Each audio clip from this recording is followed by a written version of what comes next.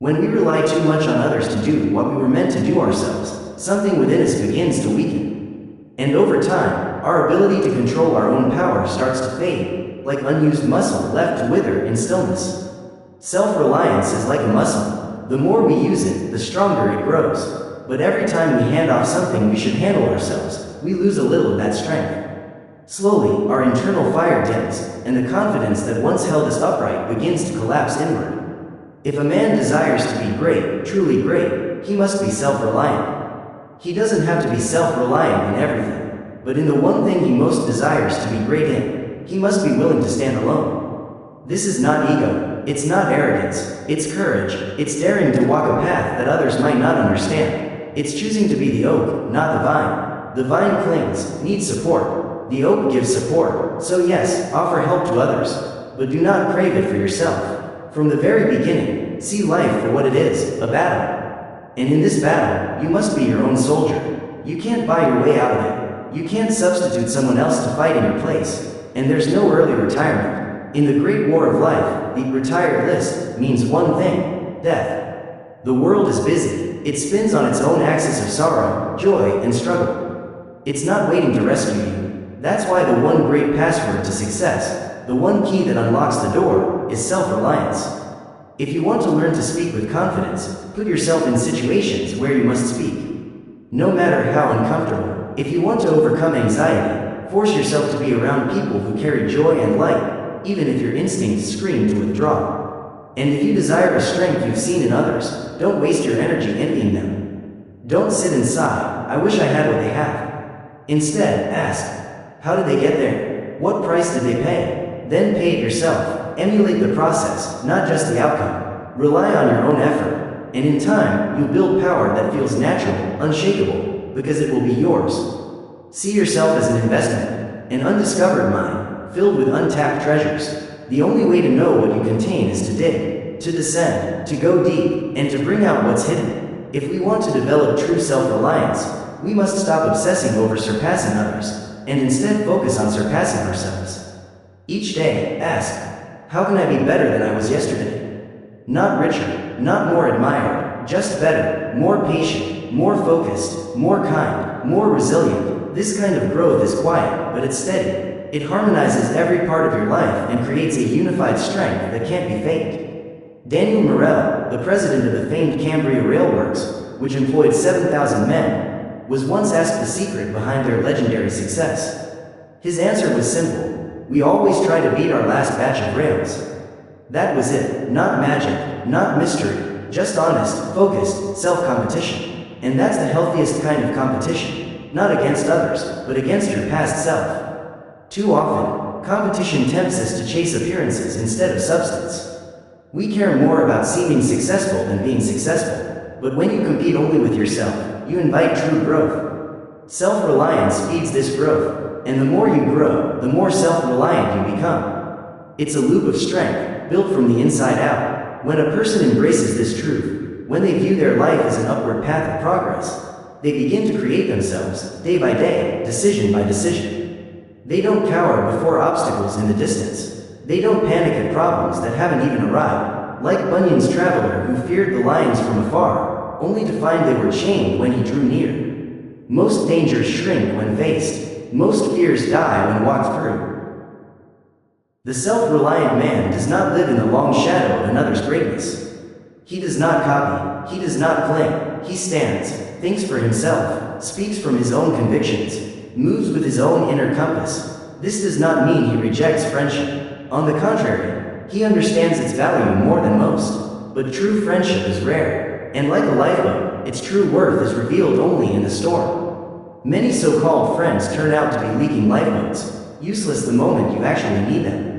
They shine in sunshine but disappear in darkness. That's why, in the greatest storms of life, your greatest strength must come from within. And the more you cultivate this inner strength, the more you'll be able to help others, not just with advice, but with your presence. Your life itself will become a testimony, a lesson in motion, a living example of what self-reliance looks like in action. You will become a calm voice in chaos, a lighthouse in someone else's storm. Sometimes, the most heroic act in life is not achieving success, but facing failure. Picking up the broken threads of a dream. standing in the ruins of something you gave your heart to, and still choosing to move forward. What looks like failure to the world is often just a new beginning in disguise. Within the debris may lie the raw materials for something even greater. Buried in the ashes of disappointment may be the blueprint for a higher purpose. Consider the story of Mr. Joggins, an innovator with a bold plan. Some years ago, he proposed a new way to transport logs from Canada to New York. His method? Bind massive timber logs together using cables and iron girders, forming a floating raft. Then tow the entire structure by boat, a feat of modern logistics. As the raft neared New York, success seemed guaranteed. Everything was going according to plan, until nature stepped in. A terrible storm hit. The fury of the wind tore through the iron bands like they were paper. The ocean scattered the massive logs in every direction. From the outside, it looked like a total failure. But when the chief of the hydrographic department in Washington heard of the event, he didn't dismiss it. He sent urgent notices to ship captains around the world, asking them to track and report any logs they found, along with their exact latitude and longitude. When Mr. Joggins' raft scattered in a storm, many called it a failure. But the truth is, failure is often the very doorway to a larger discovery. Sometimes, what seems like ruin becomes. In the weeks and months that followed, hundreds of ship captains around the world joined the effort. As they sailed across the vast oceans, through the Atlantic, the Mediterranean, and the South Seas, they spotted logs from the wrecked raft. And each time they did, they recorded the exact location, noting its latitude and longitude with care. These scattered logs, seemingly lost, became breadcrumbs across the globe, guiding scientists towards something greater. When the data from these captains was gathered, systematized, and carefully studied, it revealed patterns in the ocean currents that had never been seen before. Something that was meant to deliver wood ended up delivering wisdom. The experiment had failed in its original goal, but it led to one of the most important breakthroughs in maritime geography and navigation. That, too, is success. We often mock the old alchemists, the ones who devoted their lives to trying to turn base metals into gold. And yes, they failed in that goal, but their failures gave birth to modern chemistry. They didn't find gold, but they found process. From their experiments came breakthroughs in sublimation, filtration, distillation, and crystallization. They invented tools like the alembic, the retort, the sand bath, and the water bath, many of which laid the groundwork for modern science. Their failed obsession revealed antimony, sulfuric ether, and phosphorus. They discovered how to refine gold and silver. They uncovered the secrets of saltpeter and its use in gunpowder. And they gave us the distillation of essential oils. Their failure was success in disguise. A wondrous unfolding of nature's method for higher growth, a lesson in patience, a lesson in perspective. If we could only learn to see failure through this lens, how much strength, peace, and comfort we'd find in our lowest moments. Many of the very things that knock us down are the things that build us up higher than we ever thought possible. Think of Columbus. In his day, he failed, at least in his own mission. His reasoning led him to believe that sailing west would take him to India. It didn't. He never reached India, and to this day, every indigenous person of the Americas bears the misnomer, Indian, a living reminder of Columbus's mistake. The souvenirs he brought home to Spain were not evidence of reaching India, but of something altogether unexpected. And yet, what a success that mistake became. He didn't find the back door to the east. He discovered the gateway to the west, and that changed the world forever. Take David Livingstone. After studying theology and medicine for years, he had one dream, to become a missionary in China. He gave everything to prepare himself, and just as he was ready to go, the door slammed shut. The Opium War made it impossible to enter the country.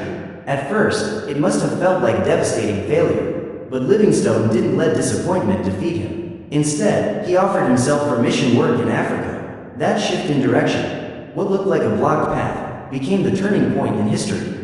His failure to reach China opened a continent to truth, healing, and hope. And every step of preparation, the study, the struggle, the sacrifice, made him not only a missionary, but also a physician, an explorer, a teacher, a beacon of light in the darkest wilderness. Or think of Sir Walter Scott. When his business partner failed, the financial burden didn't fall evenly, it fell on him. On his strength, on his character, his shoulders bore the full weight of the collapse. But instead of running, he rode, fueled by urgency, inspired by necessity. And what came out of that hardship? Masterpieces, stories that continue to thrill and uplift generations. A body of work that became a monument, built not from comfort, but from crisis. And what about Jean-Francois Millet? When he painted his most famous work, The Angelus, his life was anything but poetic. He wasn't in a peaceful studio. He wasn't famous. He was working by candlelight before dawn, painting as fast as he could, because at daybreak he had to go work as a porter at the railway station. Every stroke on that canvas was laced with fatigue. Every layer of color was a cry from the soul. He was painting for food, for medicine, for his dying wife, and it was poverty, not prosperity, that refined him. His suffering purified his spirit, and that suffering gave his brush a new eloquence, an ability to paint reverence, depth, humility. The sacred, hidden in the ordinary. What he gave the world could never have been born in comfort. And that's the final truth here. Failure is often the turning point. The hinge on which the future swings. The crack where light gets in. It may not lead to financial reward. It may not bring applause. But it may pour into your soul something greater, moral strength, spiritual fire, emotional maturity. It may shape the way you live the rest of your days. Because life isn't about what happens to us. It's about what we take from what happens. Whether we rise or stay down. Whether we see endings or beginnings.